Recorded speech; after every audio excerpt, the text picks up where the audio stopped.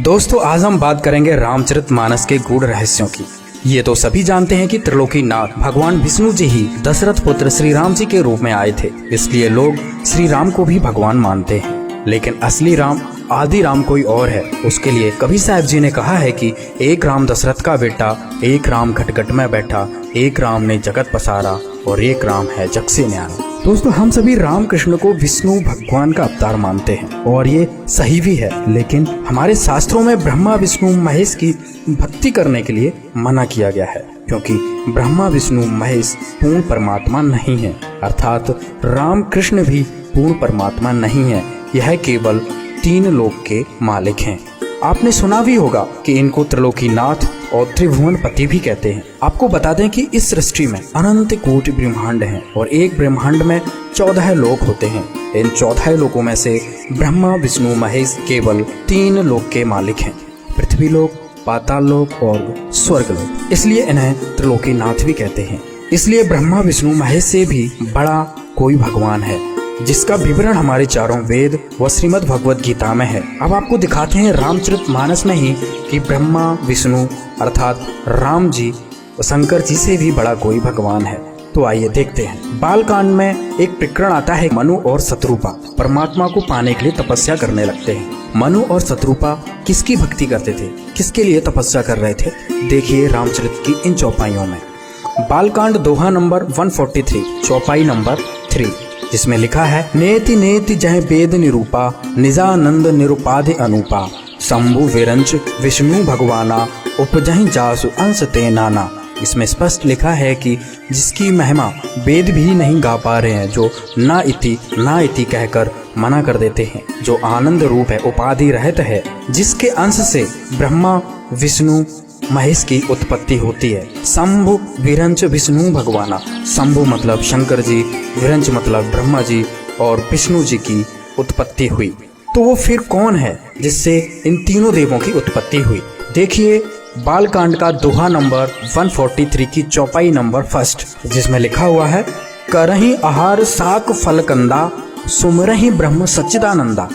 इससे स्पष्ट हो गया कि ब्रह्मा विष्णु महेश की उत्पत्ति ब्रह्म से हुई है, क्योंकि मनु और शत्रुपा ब्रह्म की साधना कर रहे थे और ये ब्रह्म 21 ब्रह्मांड का मालिक है। अगली चौपाई में भी देखिए, बालकांड के दोहा नंबर 145 की पहली चौपाई में ब्रह्म की महिमा बताते हुए मनु जी कह रहे हैं, सुन सेवक सुर तरु सुर धैनु, विधि हरि हरि बंदित पद रेणु। सुनिए, आप सेवकों के लिए कल्प वृक्ष कामधेनु हैं। आपकी चरणों की वंदना ब्रह्मा विष्णु महेश भी करते हैं। इसमें स्पष्ट लिखा है, विधि हरि हरि बंदित पद रेणु। विधि मतलब ब्रह्मा, हरि मतलब विष्णु, हर मतलब शंकर जी, वो भी इस ब्रह्म की वंदना करते हैं। इससे स्पष्ट हो गया कि ब्रह्मा विष्णु पूर्ण भगवान नहीं है, इससे बड़ा ब्रह्म है। आगे की चौपाई में देखिए, जिससे और भी स्पष्ट हो जाएगा। बालकांड दोहा नंबर 149 की चौपाई नंबर 6, इसमें स्पष्ट लिखा है कि तुम ब्रह्मादि जनक जग स्वामी, ब्रह्म सकल और अंतर्यामी। अर्थात तुम ब्रह्मा आदि मतलब ब्रह्मा विष्णु महेश, तुम ब्रह्मा आदि के जनक हो, सबके हृदय में रहने वाले ब्रह्म हो। स्पष्ट हो गया यहाँ पर। और संत रामपाल जी महाराज जी ने अपने सत्संगों में बताते हैं कि ब्रह्मा विष्णु महेश के पिता ब्रह्म हैं, जिसे काल भगवान ज्योति निरंजन कहते हैं, तथा इनकी माता दुर्गा जी हैं। रामचरितमानस में भी देखिए कि ब्रह्मा विष्णु महेश की माता दुर्गा जी हैं। बालकांड दोहा नंबर 147 की पहली चौपाई, इसमें लिखा हुआ है, बाम भाग शोभित अनुकूला, आदि शक्ति छबनिर जगमूला। सभी जानते हैं कि दुर्गा को आदि शक्ति कहते हैं। जो ब्रह्म के बाईं तरफ दुर्गा जी आदि शक्ति सुशोभित हो रही हैं। चौपाई में लिखा हुआ है, बाम भाग्य शोभित अनुकूला, आदि शक्ति छबनिर जगमूला। अर्थात ब्रह्म के बाईं तरफ दुर्गा जी आदि शक्ति सुशोभित हो रही हैं। अगली चौपाई में स्पष्ट लिखा है कि जासु अंश उपजै गुण खानी। अर्थात दुर्गा जी के अंश से उपजी गुणों की खान उपजी। क्या? जासु अंश उपजे गुण खानी, अगणित लक्ष्य उमा ब्रह्मानी। अर्थात इस चौपाई में स्पष्ट लिखा है कि दुर्गा जी से ब्रह्मा विष्णु महेश की पत्नियों की उत्पत्ति हुई, लक्ष्मी, उमा और ब्रह्माणी की। इससे स्पष्ट हो गया कि ब्रह्मा विष्णु महेश के माता पिता ब्रह्म और दुर्गा जी हैं। और इससे स्पष्ट हो गया कि दुर्गा जी से ही लक्ष्मी, उमा और ब्रह्माणी की उत्पत्ति हुई। दोस्तों, आज की वीडियो में हमने रामचरितमानस में प्रमाण दिखाया कि ब्रह्मा विष्णु महेश भगवान नहीं है, इनसे बड़ा भगवान ब्रह्म है। और गीता जी में ब्रह्म भी कह रहा है कि हम पूर्ण नहीं हैं, वो परम अक्षर ब्रह्म है जिसे सच्चित आनंद कहते हैं। वो पूर्ण परमात्मा कौन है जिसकी हमें भक्ति करनी चाहिए? आइए देखते हैं। ऋग्वेद मंडल नंबर 9 और सूक्त नंबर 82, सूक्त नंबर 82 का अब हम नीचे आते हैं। मंत्र नंबर 1, सर्वोत्पादक प्रभु यानी सबकी उत्पत्ति करने वाला भगवान, प्रकाश रूप, तेजो में रूप वाला, उसका तेजो में शरीर है, सद्गुणों की वृष्टि करने वाला, पापों का नाश करने वाला, पापों को के हरण करने वाला, वह राजीव राजा के समान। ये राजीव राजा के, ये 269 पृष्ठ पर, ये 270 पर पढ़ाएंगे आपको, के समान दर्शनीय है।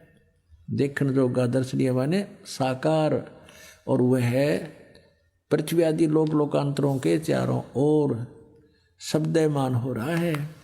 वह वर्णीय पुरुष को, जो दृढ़ भक्त है, उसको पवित्र करता हुआ उसको प्राप्त होता है, मिलता है। जिस प्रकार विद्युत आकाशीय बिजली स्नेह वाले स्थानों को आधार बना के प्राप्त होता है। अच्छा, यहाँ देखना उसका उद्देश्य क्या है। ऋग्वेद मंडल नंबर 9 सूक्त नंबर 82 पर आगे हम पहला मंत्र पढ़ दिया, दूसरा और पढ़ाते हैं। हे परमात्मन, उपदेश करने की इच्छा से यानी ज्ञान देना आते हो, तत्व ज्ञान की इच्छा से आप महापुरुषों को प्राप्त होते हो, और आप अत्यंत गतिशील पदार्थ के समान यानी बहुत तेज चलने वाले पदार्थ के समान हमारे आध्यात्मिक यज्ञ को प्राप्त होते हैं।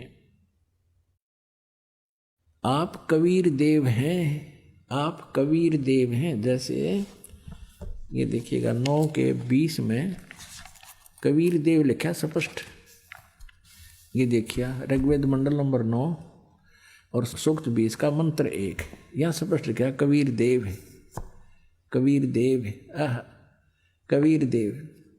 जैसे यजुर्वेद ऐसे ही कबीर देव है। कवि र ऊपर है, देव है, कबीर परमेश्वर। वह कबीर, ये लिखना था, वह कबीर परमेश्वर है, वह कबीर परमेश्वर है। इतना इसका कवि का अर्थ मेधावी लिख दिया। कवि का अर्थ कहते कवि लिख दो, काव्यकार। मेधावी और सर्वज्ञ लिखने का अर्थ इसका अनर्थ कर रहे हैं। यहाँ लिखना था वो कबीर देव है कौन?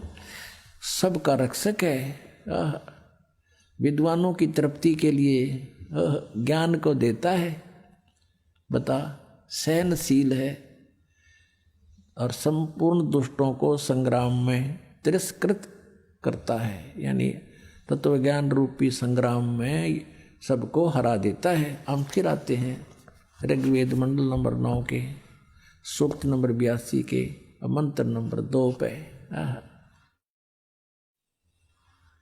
हे परमात्मन, उपदेश करने की इच्छा से आप महापुरुषों को प्राप्त होते हो, और आप अत्यंत गतिशील पदार्थ के समान हमारे आध्यात्मिक यज्ञ को प्राप्त होते हैं। आप कबीर देव हैं, आप कबीर साहब हैं, शुद्ध स्वरूप हैं। हमारे पापों को दूर करके, हे अमर परमात्मा, हे सो मन अमर परमात्मा, हे परमेश्वर, आप हमको सुख दें।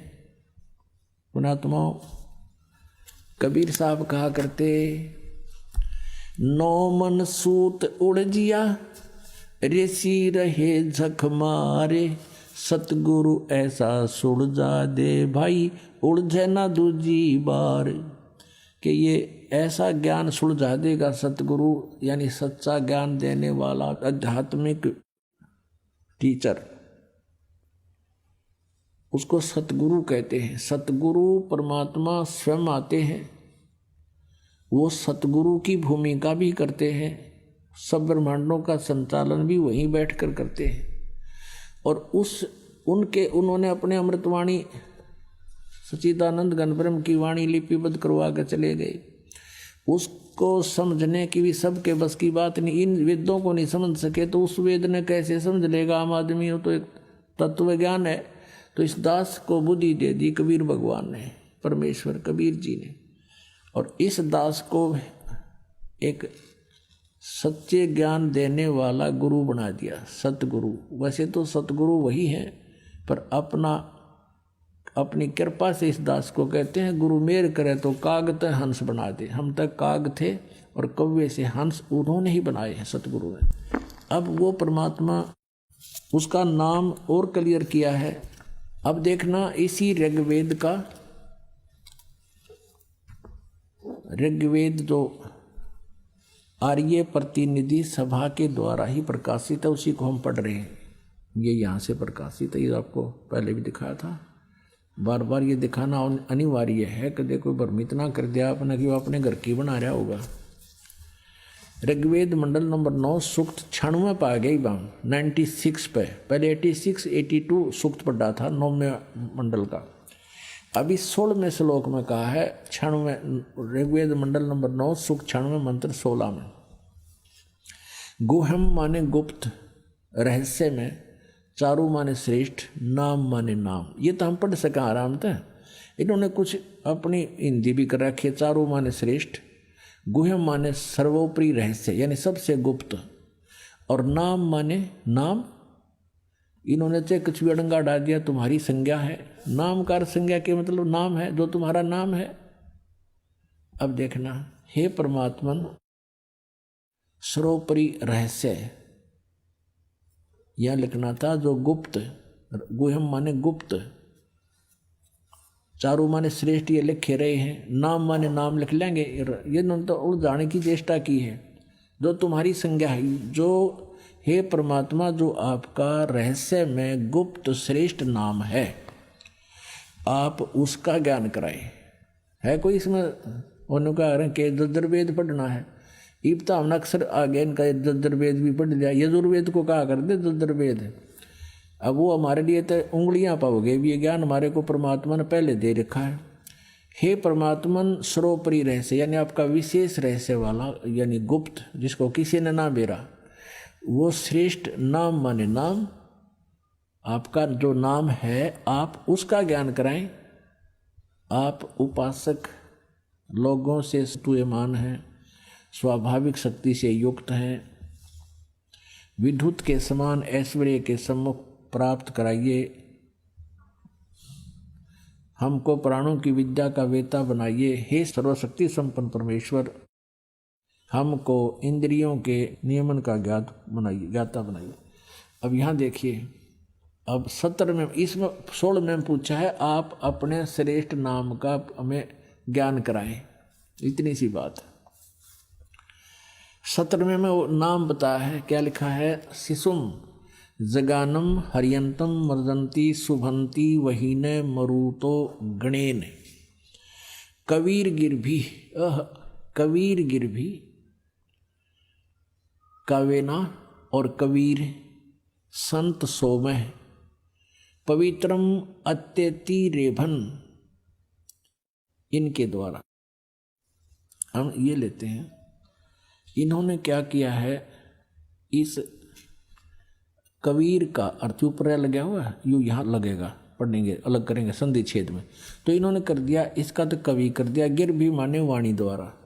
हम इसको न्योका न्यू लिख दें, वो कबीर वाणी द्वारा।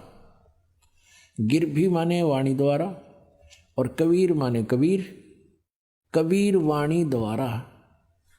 अच्छा, रेभन माने, ये देखिए, रेभन सन गर्दता हुआ, और काव्यन कविताओं से, कविताओं माने जैसे लोकोक्तियों के माध्यम से, शब्दों के माध्यम से, दोहों के माध्यम से, चौपाइयों के माध्यम से वो परमात्मा अपना ज्ञान सुनाता है। इन्होंने एक और चतुरता कर दी है, यूँ तक कबीर गिर विकारत ये कर दिया कवि लोग वाणी द्वारा, यह लिखना था कबीर वाणी द्वारा। और इस कबीर का अर्थ नहीं करा, इस कबीर का लिखना था वो कबीर देव है, उसका नाम कबीर देव है। ये देखिएगा, आप पूरा देख सकते हैं, पीछे देखना। और पीछे देखो अच्छी तरह। अब इसमें आप संस्कृत देख सकते हैं। ये एक कबीरता इन्होंने लिख दिया यहाँ पर, और इस कबीर का कितना अर्थ नहीं कर रखा।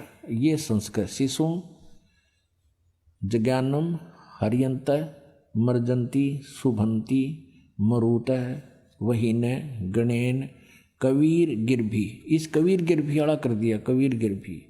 काव्यना, यू काव्यना भी लिख दिया, काव्यना, और सोम भी लिख दिया, और यू संत भी लिख दिया, सोम, पवित्रम भी लिख दिया, अतेति भी लिख दिया, रेभन भी लिख दिया। यू कवि छोड़ गए कबीर, क्योंकि ये दोबारा लिखते ही क्लियर हो जाता है यहाँ पर। इन्होंने चोर चुराई तोमड़ी गाड्डे पानी में, वह गाड्डे वह ऊपर आव सच्चाई छानी ना। अब इसका क्या अर्थ बना ये दास बताओगा। शिशुम जगानम, हे परमात्मा जो शिशु रूप धारण करके अपने जो लीला आप करते हो, तो शिशु जगानम यानी आप जानबूझकर अपनी सूझबूझ से शिशु रूप में प्रकट होते हो। हरियंत माने यानी मानव के रूप में, मानव के बच्चे के रूप में, और आप मर्जंती शुभंती वहीन मरुते गणेन, और कबीर गिरभी कावेना कबीर, अपनी महिमा की वाणी को आप अपनी कबीर वाणी द्वारा, कबीर गिरभी, कबीर ये इन्होंने इस कबीर गिरभी का लिख दिया वाणी द्वारा, हम लिखते कबीर वाणी द्वारा। और कावेन, कावेना, कावेन नहीं, हाँ कावेन, कावेना, कावेना माने कविता से, शब्दावलियों के माध्यम से, दोहों के माध्यम से गरजते हुए ऊंची आवाज में बोलते हो, आवाज लगा लगा कर अपनी महिमा की वाणी सुनाते हो। अब इसका और जिससे मरुता माने विद्वान लोग, गणेन माने समूह, ये होता है गणेन समूह, और वहीन माने उस गतिशील परमात्मा का गुणों के, गण माने होते हैं समूह, गणे आदमी इकट्ठे हो जाए, मरुत माने साधक। इसका अर्थ ये है कि वो परमात्मा जब कबीर, यू कबीर देव संत रूप में, वो अमर परमात्मा संत रूप, कबीर साहब, कबीर नाम उसका, संत या ऋषि रूप में जो प्रकट होता है, शिशु रूप धारण करके जब वो बड़ा होता है, तो अपनी महिमा की वाणी कबीर वाणी के द्वारा, कबीर गिरभी, गिरभी माने वाणी द्वारा, और काव्यना माने कविताओं से, कविताओं के माध्यम से, और ऊंचे स्वर में गरज गरज कर बोलता है। अब परमात्मा क्या कहा करते, चारों युग में संत पुकारे, कूक कहा हम हेल रे, हीरे माणक मोती बरसे, ये जग सुगता डेल रे। अधिक जानकारी के लिए जगत गुरु तत्वदर्शी